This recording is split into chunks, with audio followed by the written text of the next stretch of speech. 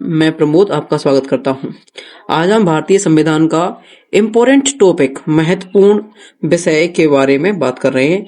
ये इस टॉपिक से एसएससी में से, बैंक में, रेलवे, फोर्सेस एग्जाम्स और यहाँ तक कि पीसीएस में भी क्वेश्चन आते हुए देखा है।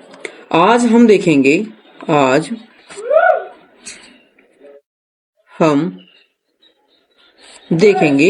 कि सबसे पहला कि संविधान की बेसिक जानकारी इसमें देखेंगे हम कि संविधान की बेसिक जानकारी, बेसिक इंफॉर्मेशन क्या है। दूसरा, कुछ महत्वपूर्ण फैक्ट या फिर यूं कह सकते हैं कि इम्पोर्टेंट फैक्ट देखेंगे। और तीसरा, कुछ लास्ट में मैंने क्वेश्चंस लिए हैं। सबसे पहले तो स्टूडेंट्स संविधान, सबसे पहले आप ये कह सकते हैं कि हम कह सकते हैं कि संविधान होता क्या है या संविधान क्या होता है। ये क्वेश्चन पूछा जा सकता है या फिर ये कहा जा सकता है कि संविधान क्या होता है। तो सबसे पहले इसका आंसर देखते हैं कि संविधान किसी भी देश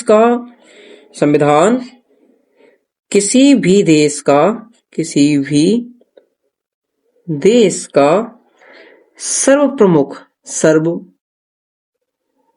कानून या सर्वोच्च कानून या सुप्रीम या सर्वोच्च कानून होता है, सुप्रीम लॉ होता है, जो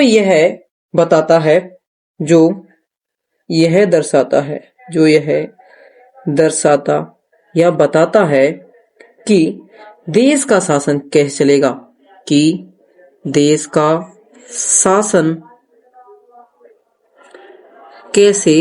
चलेगा, पहला। दूसरा, देश की सरकार अर्थात गवर्नमेंट, सरकार की संरचना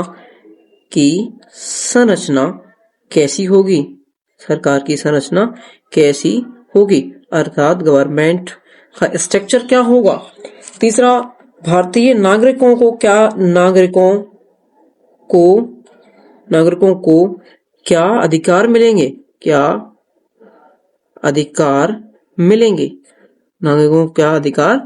मिलेंगे। तो हम आगे देखते हैं। तो ये सारी चीजों को संविधान इंडिकेट करता है, संविधान बताता है। आप कह सकते हैं कि सरकार की संरचना, यानी कि सरकार की जो संरचना है वो 3 पार्ट में डिवाइडेड है। पहली तो है कार्यपालिका, यानी कि एग्जीक्यूटिव्स, कार्यपालिका। दूसरा विधायिका, और तीसरी है न्यायपालिका। ये सरकार की संरचना का हिस्सा है। आगे क्वेश्चन ये पूछ सकते हैं कि अब यहां से कोई क्वेश्चन पूछ सकता है कि सरकार, हम संविधान की बात कर रहे हैं, संविधान बनाया किसने, ये पूछ सकते हैं। तो ये संविधान किसने बनाया? संविधान सभा ने बनाया है, क्योंकि यहाँ हम किसी एक इंडिविजुअल पर्सन का नाम नहीं ले सकते, क्योंकि बहुत सारे व्यक्तियों ने इस पर अपना योगदान दिया है। जैसे दूसरा एक इम्पोर्टेंट ये कह सकते हैं कि मसौदा समिति के बारे में सुना जाता है। मसौदा समिति क्या थी? तो मसौदा समिति अर्थात ड्राफ्टिंग कमेटी के अध्यक्ष कौन थे? इसके अध्यक्ष थे भीमराव अंबेडकर, डॉक्टर वी.आर. अंबेडकर। इसी वजह से इन्हें फादर ऑफ कॉन्स्टिट्यूशन कहा जाता है। किन्हें कहा जाता है? तो भीमराव अंबेडकर को कहा जाता है। यहाँ आपने 3 वर्ड सुने। पहला, 3 शब्द आपने यहाँ देखे, एक तो संविधान सभा, संविधान सभा, दूसरा आपने मसौदा समिति सुना, मसौदा समिति को सुना, और तीसरा आपने यहां पर VR अम्बेडकर को सुना, अम्बेडकर को सुना। संविधान सभा, संविधान लोगों को कुछ भारतीय लोगों ने सभी, जैसे पंडित जवाहरलाल नेहरू, सरदार वल्लभ भाई पटेल, महात्मा गांधी, इन सभी, और भी जी पट्टाभी सीतारमैया इत्यादि और बहुत सारे लोगों ने एक ग्रुप बनाया, अर्थात जैसे संविधान सभा बनाई, उस सभा ने पूरा संविधान बनाया। मसौदा समिति उसी में एक थी, कमेटी थी। संविधान बनाने के लिए बहुत सारी समितियां बनी, उनमें से ही एक मसौदा समिति थी, अर्थात ड्राफ्टिंग कमेटी थी, जिसके अध्यक्ष भीमराव अम्बेडकर थे। भीमराव अम्बेडकर, ये इनका जन्म इंदौर के महू जिले में हुआ था, और ये संविधान सभा के ड्राफ्टिंग कमेटी के चेयरमैन थे। ड्राफ्टिंग कमेटी के चेयरमैन थे। आगे बच्चों, इसमें बहुत सारी चीजें पूछी जाती हैं, डेट इत्यादि आजकल बहुत ज्यादा पूछी जाने लगी हैं। इसमें अब डेट पूछी जाने लगी है। जैसे पहला इंपॉर्टेंट पूछ सकते हैं कि संविधान लागू कब हुआ था? संविधान लागू कब हुआ? तो 26 जनवरी 1950 को संविधान लागू हुआ। अब कोई ये क्वेश्चन भी पूछ सकता है कि 26 जनवरी को ही क्यों? 26 जनवरी को ही क्यों 26 जनवरी को ही संविधान लागू किया गया? जबकि संविधान बनकर तैयार तो 26 नवंबर 1949 को हो चुका था। 1949 को हो चुका था। कि इसके लिए थोड़ी सी पहले हिस्ट्री में जाते हैं हम। हिस्ट्री होती है 1930 की लाहौर अधिवेशन कांग्रेस का एक अधिवेशन होता है लाहौर में, जिसकी अध्यक्षता पीटी नेहरू करते हैं। कौन करते हैं? पीटी नेहरू करते हैं। तो स्टूडेंट्स, हमने देखा कि अभी तक कि लाहौर अधिवेशन हुआ था। हिस्ट्री में हम थोड़ा सा पीछे गए थे कि लाहौर अधिवेशन में 1930 में लाहौर अधिवेशन होता है, जिसकी अध्यक्षता पीटी नेहरू कर रहे थे उस समय। उन्होंने इस दिन को ही 26 उस दिन पीटी नेहरू ने ही 26 जनवरी को पूर्ण स्वराज्य दिवस घोषित किया था। पूर्ण स्वराज्य दिवस घोषित किया था, और उसे उन्होंने मनाया भी था, अर्थात सेलिब्रेट भी किया था। इसीलिए इस दिन को 26, इसीलिए जो संविधान लागू हुआ, इसीलिए संविधान लागू 26 जनवरी को हुआ था। आगे हम देख सकते हैं। अब ये ट्रिक थोड़ी सी, हमें आपको एक ट्रिक बताऊंगा कि आप कैसे कर सकते हो।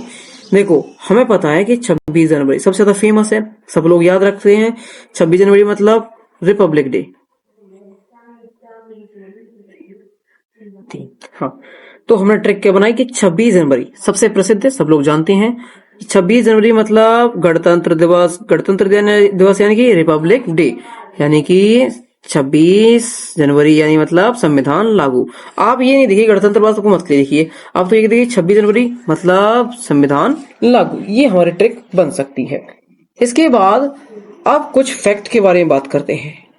किसके बारे में? जो कि हमारे भारतीय संविधान के बारे में। भारतीय संविधान के बारे में कुछ फैक्ट बात करते हैं।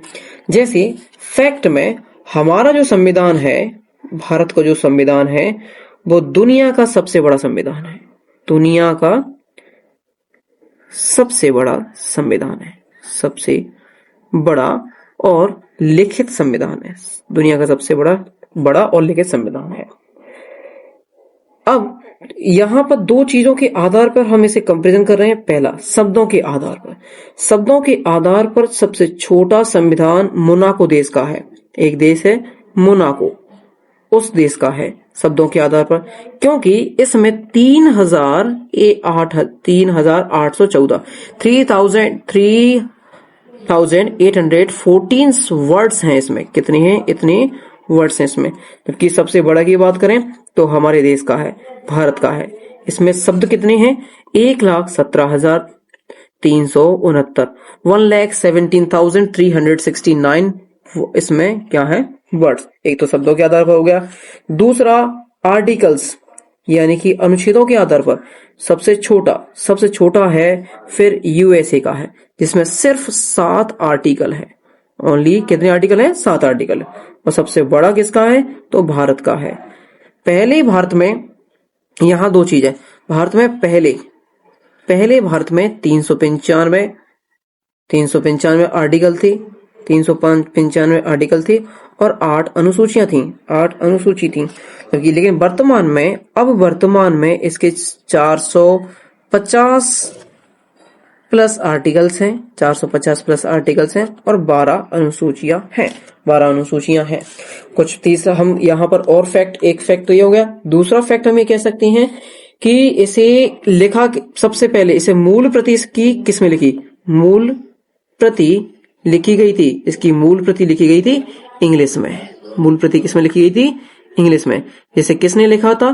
तो प्रेम बिहारी नारायण रायजादा, प्रेम बिहारी नारायण रायजादा ने लिखा था।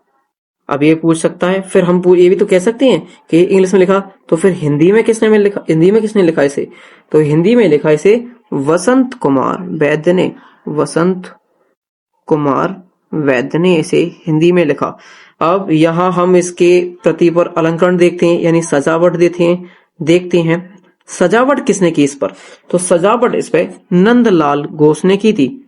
नंदलाल बोस ने इस पे क्या की थी? सजावट की थी। नंदलाल बोस कौन थे? तो ये इनके गुरु कौन थे? शांति निकेतन के रविंद्रनाथ टैगोर, जो कि शांति निकेतन की स्थापना किसने की थी? रविंद्रनाथ टैगोर ने। कहां पर की थी? पश्चिम बंगाल में। कहां पर? कलकत्ता में। इसके बाद अब तीसरा यहां पर फैक्ट हम ये देख सकते हैं कि इसे बनाने में मतलब खर्चा इसे लगभग उस समय का सबसे अधिक खर्चा इस पे आज के समय में देखा जाए तो बहुत अधिक वैल्यू हो जाती है, लेकिन उस समय कितना खर्चा आया था इस पर?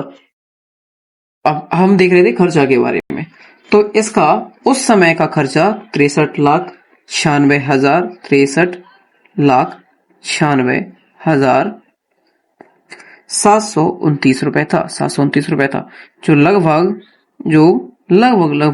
64 लाख के था। इसका चौथी हम यहाँ देख सकते हैं कि फर्स्ट इसकी कमेटी या पहली बैठक कब हुई थी? तो पहली बैठक हुई थी 9 दिसंबर 1946 को हुई थी। अब पांचवा एक फैक्ट हम यहाँ और इसी पे बंद कर मैं सोचूंगा। पहला जैसे कि फैक्ट इस पर कि सबसे ज्यादा इस पर प्रभाव किसका था? हमारे भारतीय संविधान पर सबसे ज्यादा प्रभाव किसका था? तो गवर्नमेंट ऑफ इंडिया एक्ट 1935 का सबसे अधिक प्रभाव देखा गया है। साथ ही साथ खर्चा के साथ हमें इसे बनने का समय भी पता होना चाहिए, जो कि बहुत महत्वपूर्ण भी है, जो कि कई क्वेश्चन में पूछा गया है। 2 साल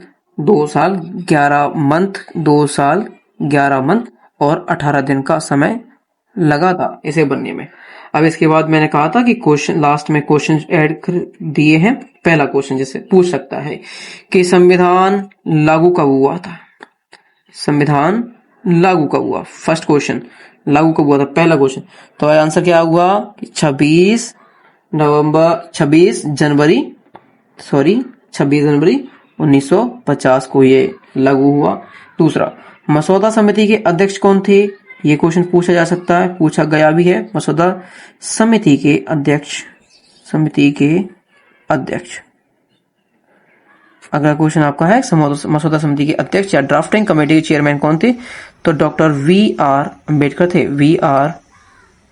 अम्बेडकर थे।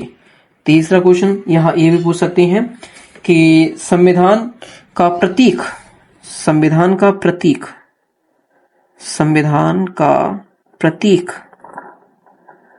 किसे माना गया है?